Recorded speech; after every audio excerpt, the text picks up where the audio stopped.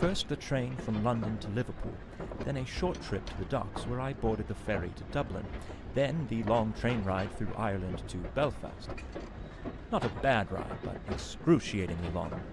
Check-in at the guest house in the town proper, quick supper, train here to the Holland and Wolff shipyard. Fortunately, it was punctual. I was worried about being tardy for being 3 hours early. My darling Claire always said to me, "Robin, you better get out of the house right now and go be useful for someone." She always did lovingly encourage me to show up for work early and give my best effort.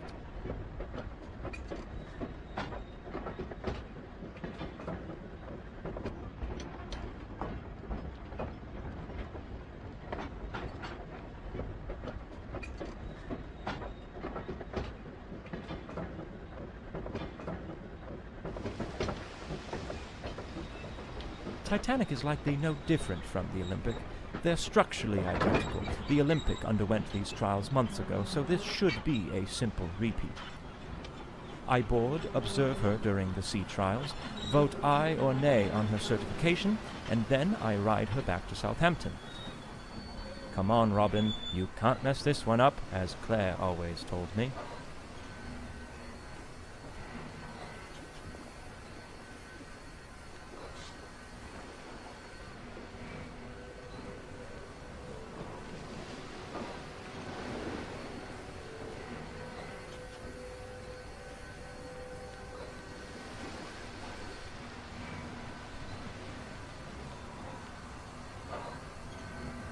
Let's look at the positive. The weather broke, and now I've been given the opportunity to board the Titanic advance of the trials. This gives me a bit of time to really admire the beauty of the ship before I have to scrutinize every last aspect of her functionality.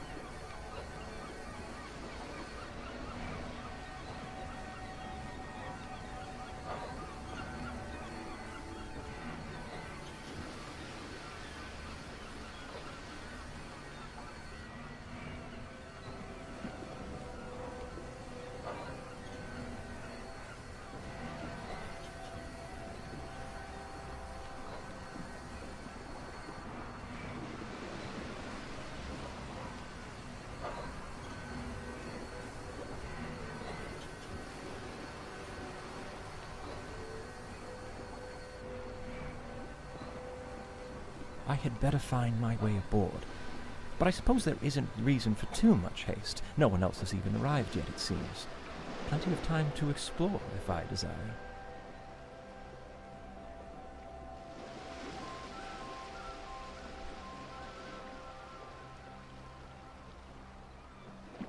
I'm quite surprised by the amount of confidence the industry is placing into this ship. She's not even certified yet, and her first ticketed voyage is just a week from now. No room for failure on these trials, I suppose. It's like getting dressed up for a date when you haven't even begun your courtship yet. How do you know if you'll be rejected or not? I learned that one the hard way.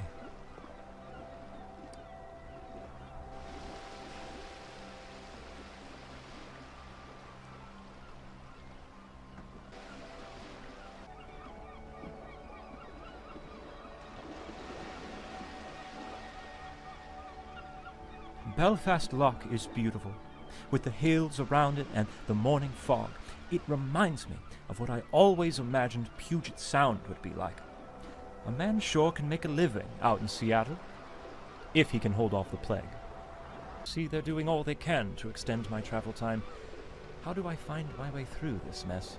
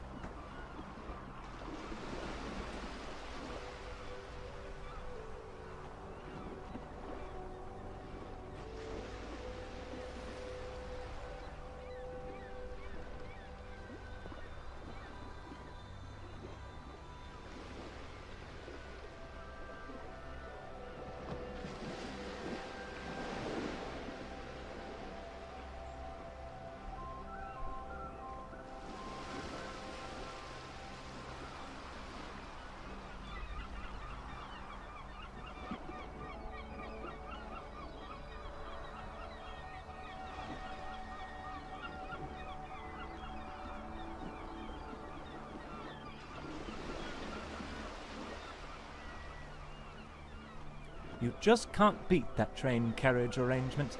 It really stretched my cognitive abilities. People simply aren't stimulated enough these days. Claire tells me that every night.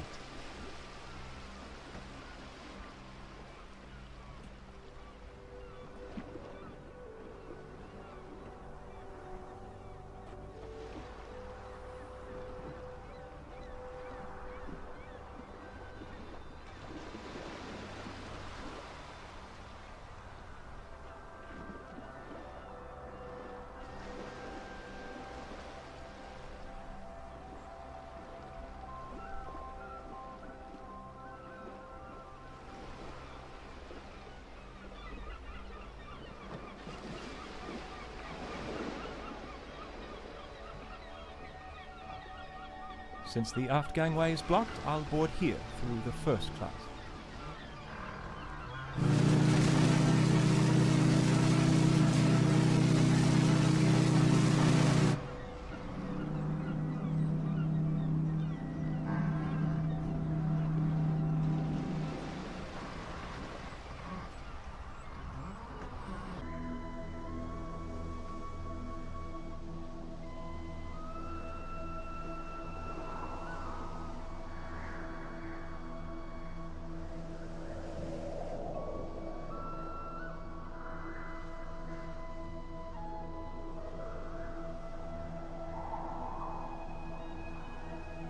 Most first-class spaces should be accessible at the moment, but I may be able to venture down to third class for a spell through Scotland Road on E-Deck. I believe I'm boarding before anyone else. Robin, right now you're the most handsome man on the Titanic.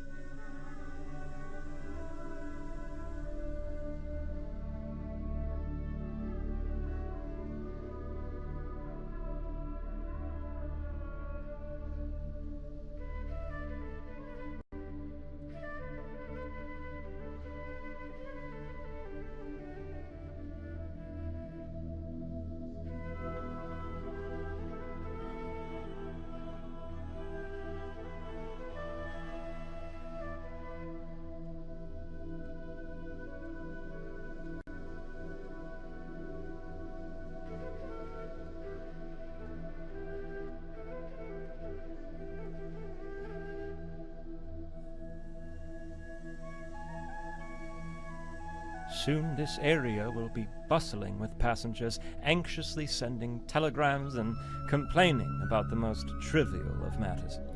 I consider it a blessing that I will not be around to witness that.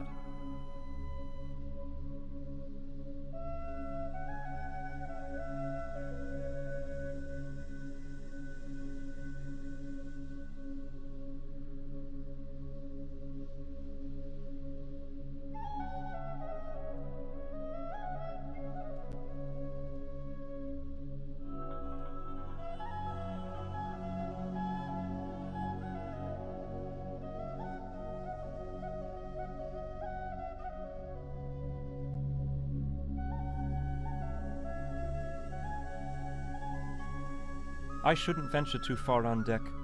The Board of Trade members may board soon, and I'm expected to meet them.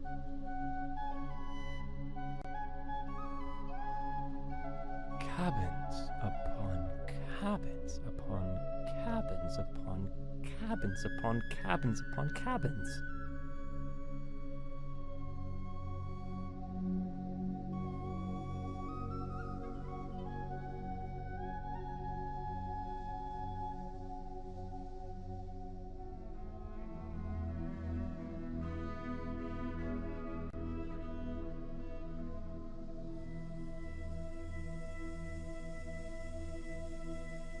Love the wood detailing here. It's absolutely perplexing. Now that's a craft I can really respect. Lovely wood. I've always been fond of wood.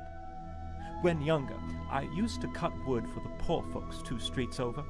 My neighbors started calling me Robin Wood. They always laughed, but I don't know why. I wore that title proudly.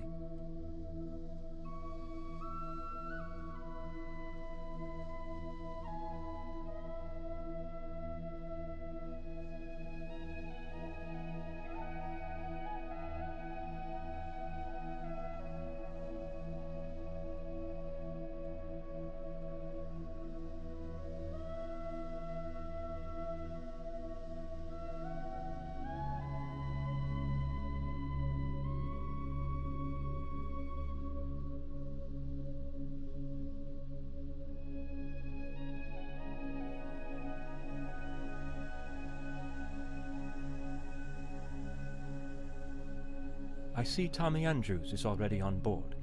Why does this surprise me? His drawings are scattered about like toys in a nursery.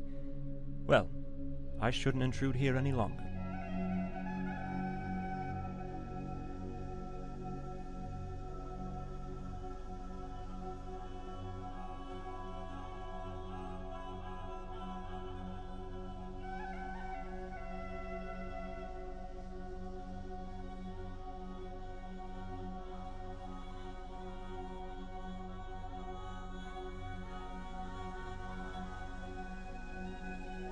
I suppose this won't be open anytime soon. A shame. I would enjoy nothing more than a cup of tea and to sit with a book in the lounge and, well, lounge.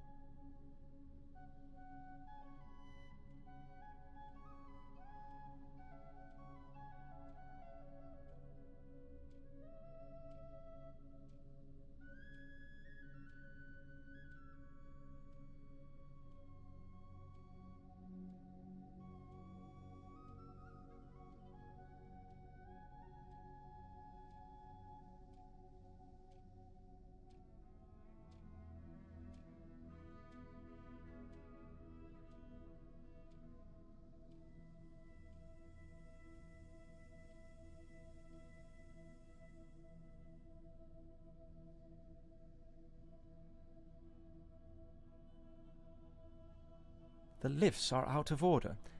That's fine. Real men don't take lifts. Lifts are for women, Claire says. Robin, take the long way up.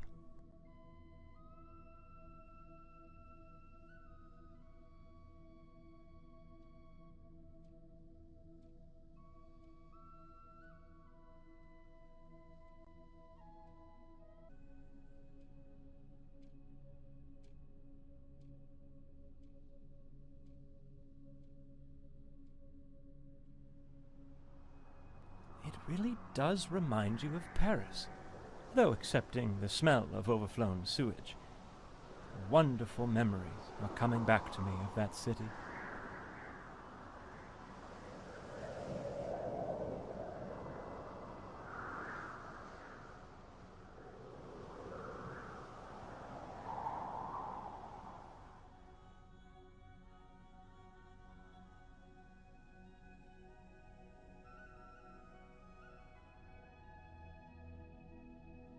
Odd that this room would have its tables already set.